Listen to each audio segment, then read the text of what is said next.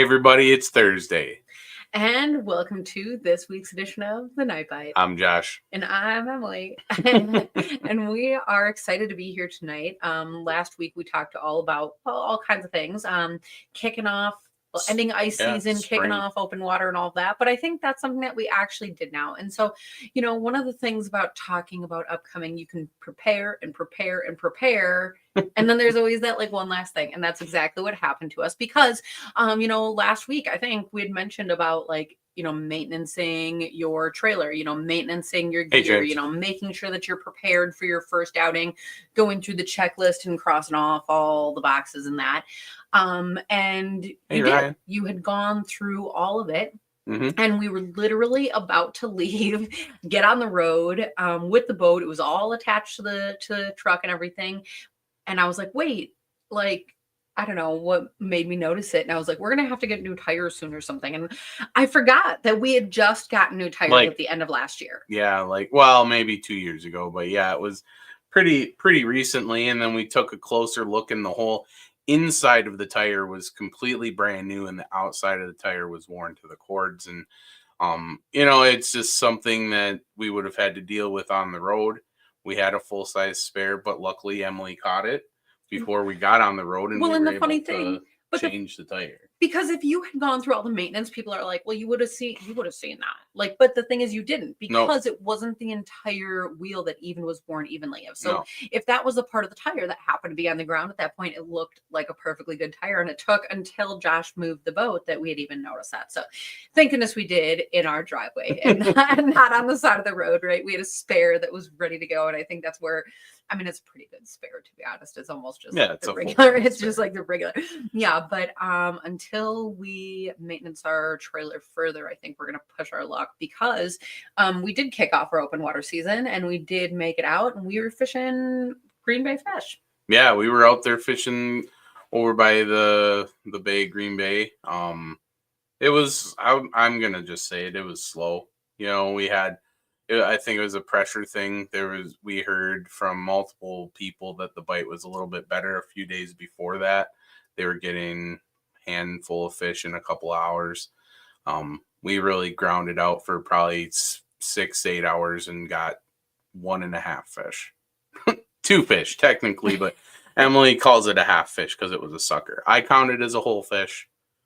Emily doesn't count it, so we're counting it as a half. But yeah, I got this thing in the net, and you know what happened, honestly, is it just rolled like a catfish would. And so my bait was all kinds of wrapped up, everything, the line was wrapped up into it at that point.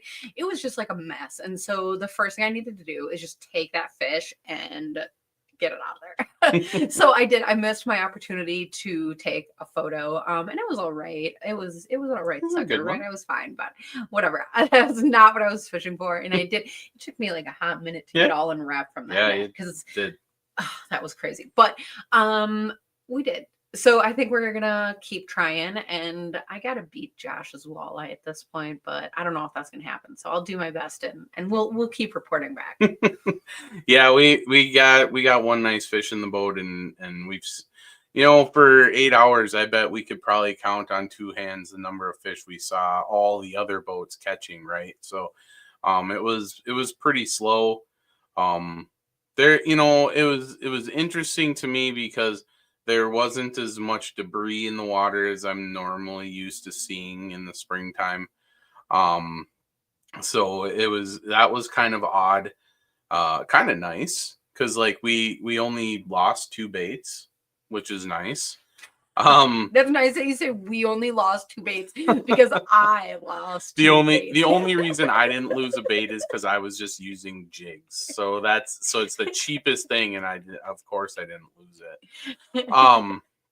But that I think that's a perfect segue, though, because last night I spent some time in our lure room back here, getting some colors and stuff together that like I said last week, I noticed other people were what was kind of the hot color, from boat to boat to boat as we passed and we were jigging along. So I just kind of made a mental note, came home and poured a few plastics, just to bring them out to the bay this weekend. So Josh was the boat out there with the binoculars. I like, don't need checking out. binoculars. What do they call it on the TV? The dual optical scanners. Let's see if anyone gets that. Yeah, reference. who knows that reference? But you were talking about making baits and getting ready for the weekend, and I think a lot of people have that similar mindset, and we have a perfect opportunity to talk more about that here this evening. So I think without further ado, let's bring in our guest. Josh is just clicking around everywhere. Pro Tour Baits. But can you introduce yourself? Can you tell us a little bit about yourself? Hi, I'm Yvonne Blazel. My husband Darren and I own Pro Tour Baits. We bought the company, I think, about 12 years ago now. He got hurt at work, and he was a mechanic. He can no longer wrench and work on cars, so he was looking around on eBay or Craigslist. It was Craigslist. He's like, oh, this is interesting. Somebody was selling it, and he's like, well, let's go check it out. So we went and checked it out. He went to a couple of shows to kind of get the feel of the whole business, you know, how that worked. Went over to the guy's house, watched him pour worms and package, and he's like, well, I can do this. So lo and behold, we bought Pro Tour. That's kind of a fun story. You don't often hear that. Right. And so like how long did it take for you to get into it as well? Or I guess I'm assuming that. Do you help? I help more than I should, yes. 80 hours a week is an understatement most weeks, you know, so it gets to be a lot. When we first bought it, it was insane. I didn't plan on helping much, but we sell 10 packs and 50 packs. So as we were going through his inventory, was supposed to be in bags of 50. I'm like, there's no way this is right. So we had to go through every single bag and recount and get it, because some were at 27, some were at 59. The one had like 100. So everything had to be from scratch, from scratch. And just, it was a lot. I think it was like 2 months before we got everything organized where we could say, all right, this is legit. This is where we're going to start. Got the website up and going. I usually take care of like a lot of the online orders, and I'll go with them to bait shops sometimes and help fill different shops. And, you know, we write down the inventory so they don't have to, and bring it in right from the truck. Invoice them, and they're all good to go in a day. You forgot about all of the expo work that you do and the outreach and the customer service. Yeah. Yeah, the expos, well, that's another story. So the displays we have, there are two great big displays. They're about 2,000 pounds a piece. We spent half the summer that first year rebuilding them, because the casters were junk. You couldn't roll them on the cement even. So he's like, well, that's gotta go. Well, it's not beefy enough. And my husband is very anal and OCD, so everything's got to be built for, I'm trying to think the right term correctly here. Basically a brick shit house. You know, it's if you can't put your truck on these displays, it's not good enough for him. So you could park a truck on these displays because they're that big. But it's pretty much my job to bag everything and fill them and get ready to go. Well, and you guys are up in northwestern Wisconsin, correct? Yep, kind of by Rice Lake. Okay. Yep, just south. Nice and local. Which is about 45 minutes north of Eau Claire. Oh. That's cool. So when you guys first started off, did you have like a specific bait or two or few that was like your flagship? You know, tell us about like where you started, or you had just your full lineup. So I knew nothing about bass fishing per se. We were big muskie fishermen. So he knew quite a bit, but when I grew up with grandpa fishing with a bobber. So I didn't know anything about plastics. So I think when we bought the business, you know, I learned my husband's colorblind. So that's the other catch to the whole story. You know, like the trick sticks we have, the 5-inch, I think there's like 37 colors. He sees probably 10 because greens and reds, he can't tell. So everything had to be labeled, you know, everything's labeled perfect. So he can tell for sure, because the watermelons and green pumpkins to him look exactly the same. Oh Mhm. You know, my. so it was kind of a struggle there, but we made it through. Well, and so are you mostly bass, or I mean I know now you have panfish stuff, we'll get to that for sure, but Yeah. I mean are you otherwise mostly bass, or is it a lot more versatile than that? 90% is bass targeted. We've got probably like the swim minnows and the grubs. They cross over into walleye, and some guys use them for bass or muskie trailers. But for the most part, other than a couple of trailers for muskie guys, we don't have a lot because it's not big enough. Mhm. The walleye guys, as long as it's white, they use a lot of the Neds too, because we have the 3-inch and 4-inch, and Mhm. they love the white, pink, and hot damn colors. Them are the 3 walleye colors I'd say that are the best sellers. Mm. Unless you go to Canada, then it's a paddle tail minnow. And no paddle tail, yeah. Yep, the 3.5, the little ones, not the big ones. Oh, interesting.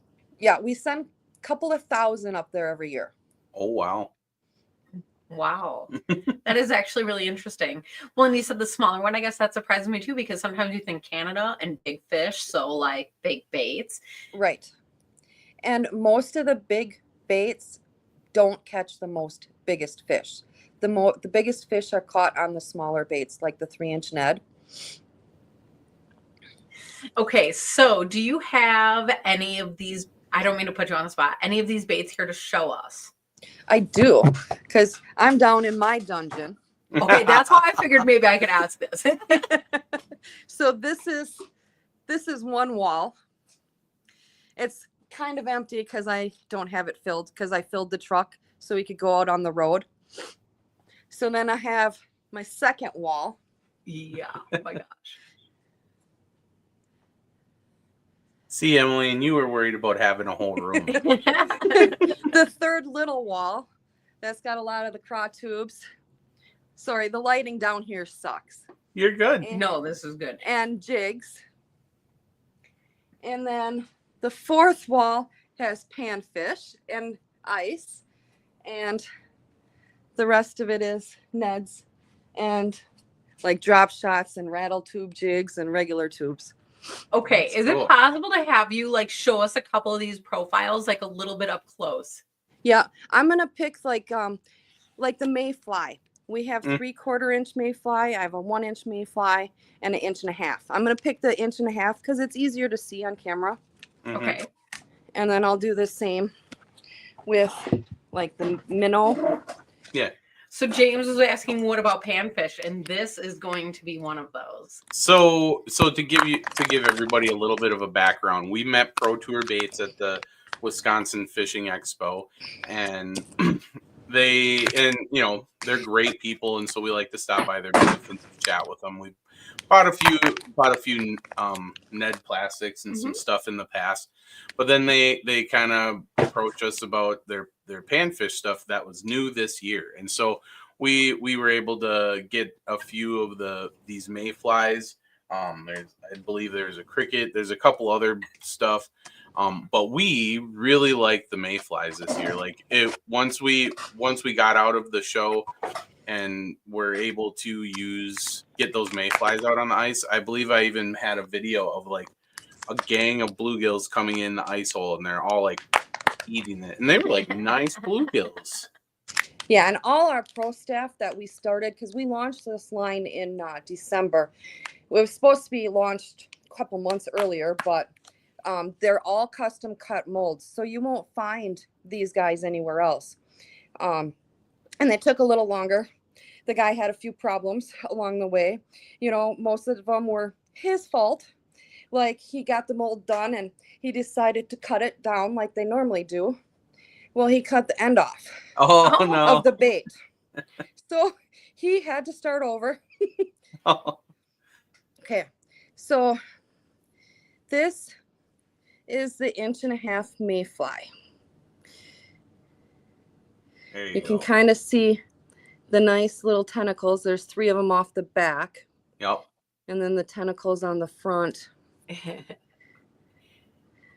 Well, and you That's guys pretty good. And so like us being bait pourers as well, you know, just for ourselves and experimenting, like you guys use a really good feeling plastic for the for your ice and your panfish plastics, because when you put it in the water, like there's such a thing as too soft, and Yep. there's definitely such a thing as too hard when it comes Right. to panfish plastics. And when you are in like Walmart and you pick up some of those smaller panfish plastics, they're fine, but they're super hard, and that's because those are commercially made. They're in big, the plastic is in big huge vats, and to keep it warm for so long, they have to have something that's hard. When you're a home bait maker, you can choose how hard or soft it is, and some people think that softer is better, but then you really lose the durability, and sometimes you even lose some of the profile's action because it's so limp, right? And you guys Right. chose a really good and Well, it changes with the size of the bait, and so you guys Correct. chose a really good plastic for this as and far all as of it being these in the float. water.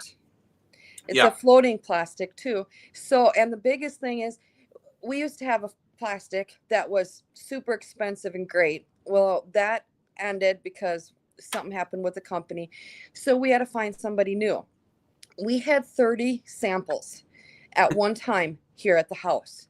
And I think it took 3 sheets of notebook paper and notes on every one. How did it pour? Was it bubbly? This and that, and the feel and the texture. And if you can't pull a little bit, in the garbage it went. So, very picky. It's not, the Walmart stuff is the cheap junk that there's no durability. There's nothing to it. If you get one fish, you're doing great.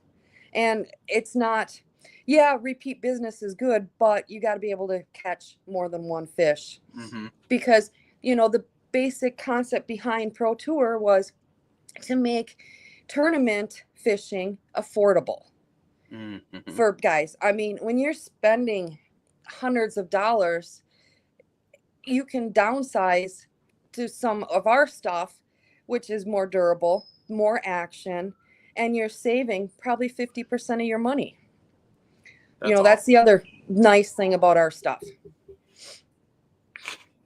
That is cool. Well, and I know that you already kind of mentioned this, but something that's worth kind of repeating. I mean, I think when people do look, let's say Walmart or other bait shops, sometimes people might notice similar profiles across bait companies. Hey, that looks a lot like this, and so there are molds that are available like online, like anybody can go and buy them. And that's cool. There's a lot of home bait makers that make those. And so what makes those people unique is, like Josh was saying, the plastic that they use or the colors that they make or how they, I don't know, mix glitter in, or there's all these different things, right? The scent is another huge one. Mm-hmm. Like, ours stink. The garlic smell is unbelievable. But what people don't realize is you got to hide the plastic smell. And you have to hide mainly guy pheromones, because anytime you bait the hook, you're putting pheromones on there. Guy pheromones is a natural predator. So if the guy baits the hook, you got to have a cover scent for him. Well, that must be why I catch bigger fish than you. Probably. Bigger and more. Yes. Yes. Because we're not a predator. Girls are natural. Just, honey, come here. I'll take care of you. And guys are predators. So that's the natural with the fish as well. Well, and on top of that, kind of like what we were talking about, is like you guys even then have your own mold. So it's not even just what everybody else is putting down there. Right. And I think Josh actually was able to pull up on our screen on the side here, kind of a good image of some of these baits. So let's see if he can pull it up for a quick minute. Can you zoom in? Yes. Maybe? Yeah, just a second. Oh, yeah. So for people at home, I'm sure that we will post the website so that it's easy to click on. This is the Mayfly that you were showing before. So you did a really great job actually showing it on your finger. But also it's nice because it's kind of easy for a comparison. Because, I mean, what's that without getting a tape measure for some people? Yeah. Yeah, it does actually look huge in that photo. Like, if you made a giant version of that, I bet Bass would eat it. Yes. Well, I have a feeling the 1.5 will be used for quite a few, like when the crayfish hatch during your full moons or new moons. Mm-hmm. That'd be like the perfect time to use that. Here's another one that I'm really interested to use this open water season once we start into our our main summer crappie fishing. I think a lot of you that follow us know that we really enjoy targeting panfish. Post spawn, dog days of summer when everybody else is having a really hard time catching fish. That's when Emily and I really like catching panfish. It's challenging, but it can be very rewarding. And part of that scheme is trolling. And so these are really cool profiles that you guys designed. Yeah, and all the detail. I mean, it's just Mhm. like it shows, just incredible.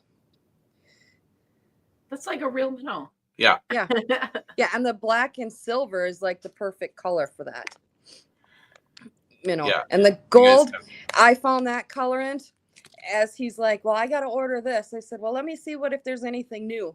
And it's if you actually hold it, it's actually kind of like iridescent. oh, So it does kind of, change colors a little bit in That's different actually shades of the gold. well, and one thing that you don't find very often is you don't find a paddle tail in an inch or an inch and a half. You can find them in the 2 inch, and that usually tends to be the bottom of that category. Right. And now you have something that goes into an inch, which really opens it up for big bluegills, especially in the fall when they're sitting on those like mid-depth flats, and you can Mm-hmm.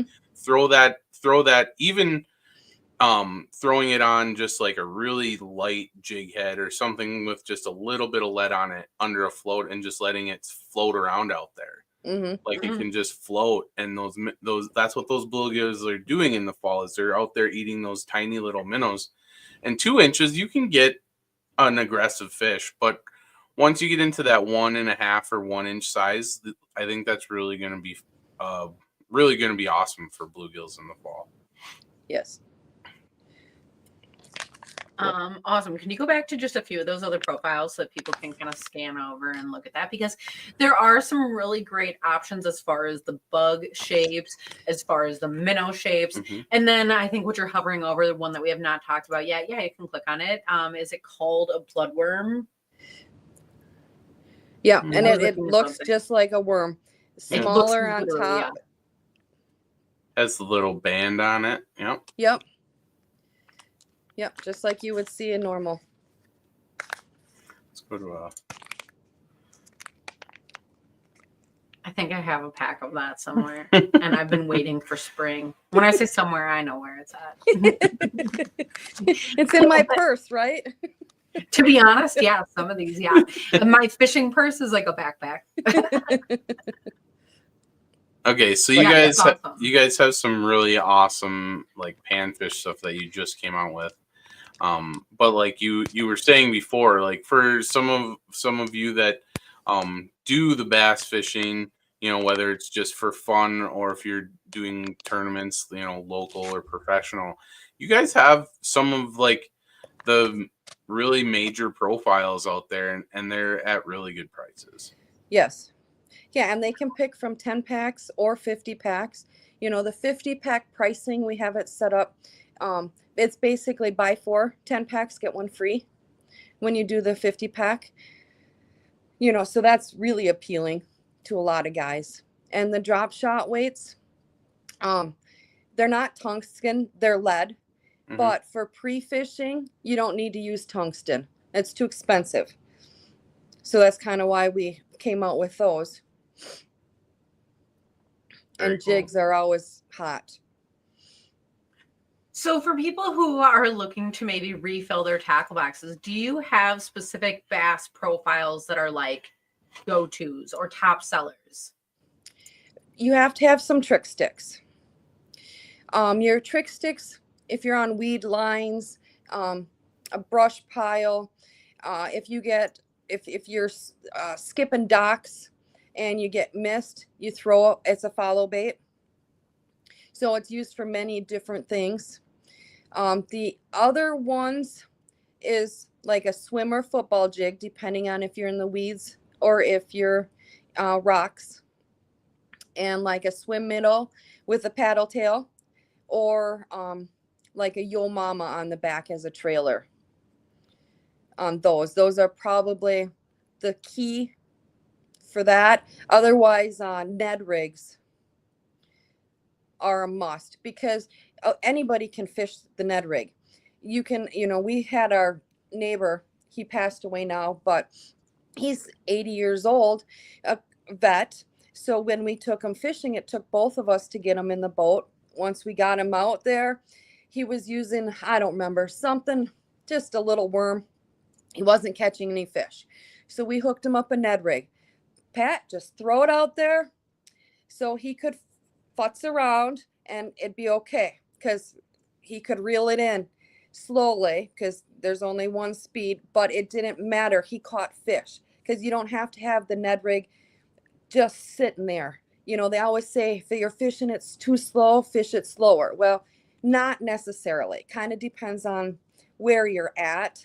And if he's going slow enough, it worked. And it caught him fish, and that's all that mattered. It made him happy, Yeah. Well, and I love the way that you're recounting this story because, to be honest, I think a lot about when people are taking, new fishermen or kids even out on the boat. And one of the hardest things is when you're fishing and fishing and fishing and not getting, I would say, even feedback. So what I mean by that is like when you just have a bobber sitting there and nothing's happening to it and you don't even know what's going on out there, right? Yeah, there's no patience. You can't teach patience. Yeah, but when you have a Ned rig, you almost kind of can because when people are involved, when they can interact with the rod, like reel it in slow, jig it, kind of do their thing. I think that's what you said. I like the way you put that, to be honest, because people, that's what they want to do. And if they're having fun, if they're engaged, they're going to fish longer and more likely to connect with fish. And so the cool thing also is when you have, so that's just the setup, just a Ned rig, right? And so when you have different bait options, different colors to sort through, make it a game. Who can find the fish food first or something? That's a great way to get, I think a lot of times pontoon boat full of people, your family, people try to get out for, I was going to say a fish fry, maybe for fishing for bass, maybe not a fish fry. I guess I don't know what you're doing this summer, right? But I think that's a really fun way to get people out fishing. Well, and 90% of people, especially, kids, they don't pick what works because they don't know. They pick by color. So if they each pick a different color, you got to let them pick. It's better than letting them play in a video game on the couch. You know what I mean? Or get them outside, let them try. Well, my brother's using this color and catching fish and I'm not. Maybe I should try that. It's good competition, but, subtle. Mm-hmm. And it's good for them. Yeah, that is good for them. Well, and I'm gonna jump in here. The Ned rig, I don't honestly use it a whole lot just because I have way too much to fish anyway. But I really do like that tactic because as much as it gets talked about in the world of bass, bass, especially largemouth, are a little bit you can catch them relatively easy, smaller size bass. Yes. But Ned rigs are not a species specific rig. No. Right? You can catch walleyes, you can catch crappies, you can catch, even if you're using a small stuff, you can catch catfish. I've seen caught on them. So so I think that's that plus a Ned rig really lets people connect with the lake. Because you're fishing on the bottom, and so you can, like Emily said, it keeps you engaged. It's a sensory type fishing where, like, you can feel if it's soft, because it'll feel like slow dragging, or you can feel the rocks, or it gives you something to do while you're not catching fish. But then, there's always something that's going to bite on a Ned rig. Exactly, and a lot of guys drop shot the Ned rigs too, the bodies. Mm-hmm. That's the way to go. That's fun. I hate drop shotting, so got to be too patient. Yeah. So I think the other thing that we haven't talked about is that you guys sell also like the jigs that go along with all these plastics. So we spent a lot of time talking about just the baits themselves. And you did talk about some of the weights, but you guys do jigs as well. Yep. Yeah, we do. So the Ned rig body or the oh, crying out loud. The jig heads. head. Yep. Yep. So we do them in 16th ounce, 1/8 ounce, 3/16, and quarter. So the nice thing about ours versus a lot of the other ones that you buy is we built this mold as well. We have a double keeper on them here, and it's a stand up. So it stands up, and then when the body is on it, it's up facing up, you know, so the tail is just jiggling away on the bottom. So it helps everything just stand, you know, keep it upright and move along. So it stays on the bottom a little nicer. Nice. I want to say one year the river, the flow wasn't very high, and I want to say I used it for walleyes one year. Yeah, I wouldn't doubt it. And that's nice because, you know, you have, like you said, the range of sizes, and then you have all kinds of colors, which either match or complement the bait colors that you choose. Yes. Yes. Yep. And then for swim jigs, oops, they're all hand tied. Oh. They all have, I don't know if you can see it in here. They have a double wire keeper. So there's one down here and one up here. Oh. So your plastics stay on better and don't get ripped off as fast. That's the biggest complaint most jig people have is their plastics. Once you've got them on, the fish will take it because there's only one keeper on and just rip it. And you can't reuse it when it's too bad, you know, ripped up so bad. And ours have the 3D eyes. Nice. On them. And then the football jigs,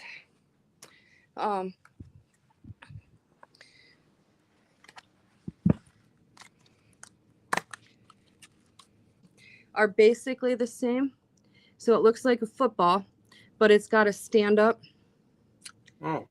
head, and then they're all hand tied as well. And they also same profile, the double keepers on them. Sweet. The nice thing about that stand-up jig head on that is that when you are kind of bouncing off the bottom and moving along, you have to think about, you know, the bait that you're adding to the top of it. So you were talking about the plastic that you use as a floating plastic. And so when you think about that actual bait profile, not only is it going to be standing up because the bait, you know, is a stand-up profile, but when you have something like you had one that was kind of like a craw, I think it was called the Yo Mama, and the little legs. And so when you get all that movement in that bait from that floating plastic, that's going to be really a lot of action. Yeah. And most of the time the current is all you need to have. You don't need, you know, super big or keep moving it. You can throw it out there, and if there's a little bit of current or a fish flying by, that'll keep it moving. So it's really simple and nice. And then the other ones that we have are designed for like the craw tubes. Let's see. So your typical craw tube, ours have the pinchers on them. So this is your standard tube jig, and you just slide it up inside and poke it out. And you can leave the hook exposed, or you can kind of hide it a little bit if you want to make it weedless. And then you just tie it here to your line and basically bounce it off the bottom is how they work. Now, to up the standard of those, what we did was molded the rattles into That's cool. That's the awesome. actual jig. The ones that come that you can get a band and just band them on there. Well, one bounce or a fish shakes his head, the rattles are gone. Well, the rattles are expensive. I don't know price wise, but I know they're expensive and it's not worth it. So that's why we molded the rattles right into ours so they can't come off. So we sell quite a few of those. How long have you had those? I feel like I walked past your booth like a bunch of times and didn't even see that there. It'd be like walking down to the basement or even coming to the show and looking at everything at the booth. You never see everything. It is so deceiving because there's so much stuff. We've had them at least 10 years, I would say.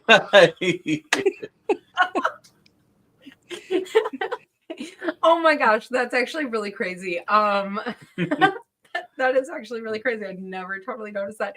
But that's why we do things like this and talk to you guys, because I feel like for as many times as I've gone to the Wisconsin Fishing Expo or all of these expos, and we run into you guys, like, I don't know, I feel like all the time. And, the number of times I've looked at the plastics and walked past your table, and there's always something new, and that's the nice thing about being able to talk about this and, even share the website at the end. People are going to go and explore through, and that's all awesome. But, man, that's actually really cool to learn.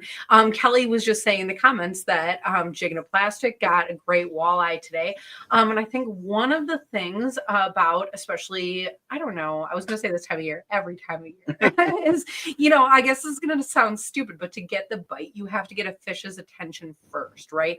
Yep. And so, I don't know, those little rattles, it just adds, there's the colors, there's the bait profile itself, how it's moving, the action, that's what I call it, right? But to have even that rattle in there, I think is just always a great addition to the bait. Yeah. Cool. What else do you have to share that we don't know about? Oh, there's probably tons. There's I'm probably trying to think. Do you have a personal favorite? I love the Sunfish swim minnow. I use the 5-inch and cut a little bit of the head off so I can have a little bit bigger paddle in the back and just a little bit more action. Just something different that most people don't do. And I only probably do that because I don't actually have to buy them, Well, hey, that's fair. Well, I think that's a great tip, though, is because even if you do buy plastics, it does you really should think about manipulating your plastics sometimes, especially if you're getting some interest or you're getting some bites. It really does behoove you to change it up just a little bit, because it might just be, like you said, it might just be just a little bit too long of a body or a little bit too big of a profile, but they really like the action of the tail. So you take a little bit of the head off, you shorten it up a little bit, and all of a sudden you're getting more bites. And so, that's the best thing about plastics, because you can't take a live minnow and cut it in half and then still expect it to be swimming around. It just doesn't work like that. Yeah. So, or dip it in some food coloring and change its color. Yeah. So that's why plastics are so well, and they always say if you're getting short struck or just so that you can feel them, you either downsize or you go to the complete opposite color. If you're using black, you go to white. And then if they're still getting short struck and, you can feel them, but they're not biting, then you go to colors in the middle. You find the color they want for the day, basically. And that's why you need 50 different colors. That's right, yeah. Or more. Exactly. I've always had this idea for like buildable plastics where if you wanted like a green head and an orange body and a yellow tail, but the hooks don't work that way. They're not long enough. This would never. You pour your own plastics. We custom hand pour stuff like that all the time. Yeah, I guess that's true. I just want to be able to do that on the fly in the boat. That's not going to happen. Oh my gosh. So one of the things that I feel like we keep mentioning all night is the expos that we've run into there. And one of the reasons I do love that, as you mentioned, your giant display, and it is really giant. And the nice thing is all of these things are displayed out right in front of you. And so despite the fact that I miss those jigs, I was going to say it's easy to see everything that is there. And so for people who are looking to, find you guys, do you have events that you're going to? Do you have things coming up that people can still see you? We'll be in Ladysmith at an open house on Sunday night. I think that starts at 4. I'm not 100% sure. It's on the other calendar. Yeah. Otherwise, we're not doing any shows until next year, January, February, March, that I know of. We do have about 50 different bait shops. Most of them are all in Wisconsin, down Madison, over to Red Wing, Minong, Hayward, Eagle River, Wausau. That's kind of the outside edges of it all. And then everything in between is kind of where we are so far. Nice.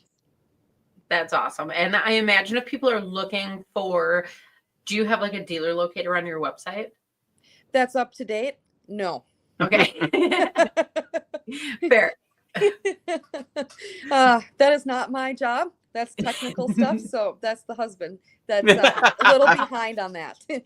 Get on it, Darren. He keeps saying, I'm gonna, but something always comes up. So you just got to let it be. Okay. Yeah. Well, shout out to people checking their local bait shops anyways, because they should be doing good. And if you know where you're at and you call Darren, he usually knows exactly where you should go.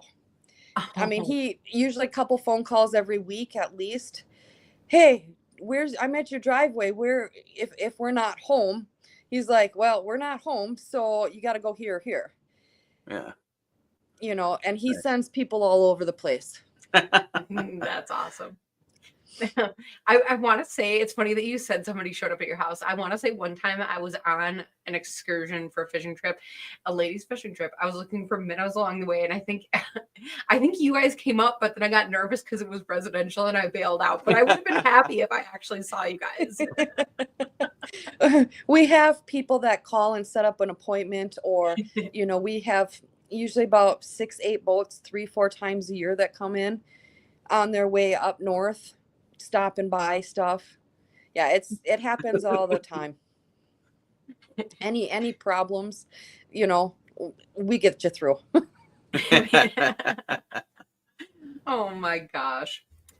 Awesome. So I know that Josh was able to put your website into the comment section here. So whether people are watching on Facebook or YouTube or somewhere else, that's something that they can click on. For people who are maybe listening to this as a podcast, because that's also an option, you can go to ProTourBaits.com at any point and check out all of these different things that we've talked about. And then do you guys do social media as well? He's on Facebook. I think Instagram, I'm not 100%. I don't, not dealing with that. No, that's fair. No, Good that's for you. fair, yeah. And otherwise, I know that people can certainly plan to come to one of the expos and see you guys. So if they're interested in what expos you're going to, I imagine watch our Facebook page and all of that. Because as it gets closer, then obviously it'll be easier to tell what you're going to. Yeah, we usually always make it to Chicago, the Schaumburg show, and Madison. Those are the two for sure's right now. That's awesome. And I have to say, we really appreciate you taking the time to be here with us tonight. I feel like I really learned a lot and had a lot of fun. Yeah. We can do it again because, like I said, we only covered a small portion of the plastics, but we got a good start. There you go. That is awesome. And I'll give people stuff to go and look at on the website. I know about that. And as we get moving into open water season, I think some of these bass baits are going to become more and more relevant because there's always people out there casting for a big bite. Exactly. And I know that as the season gets going, we'll be excited to talk about that as well. Yeah, because there's quite a few bass guys that catch more muskies than muskie fishermen. That's actually true. Oh my gosh. Well, cool. Thank you so much again. And to the people at home, thank you guys as well, because you guys are always a big part of the fun. And hopefully we all get on the water together one day. There's a lot of cool people in the comments section. So hello to everybody. And otherwise, we look forward to seeing everyone on next week's edition of The Night Bite. Night, everybody. Awesome.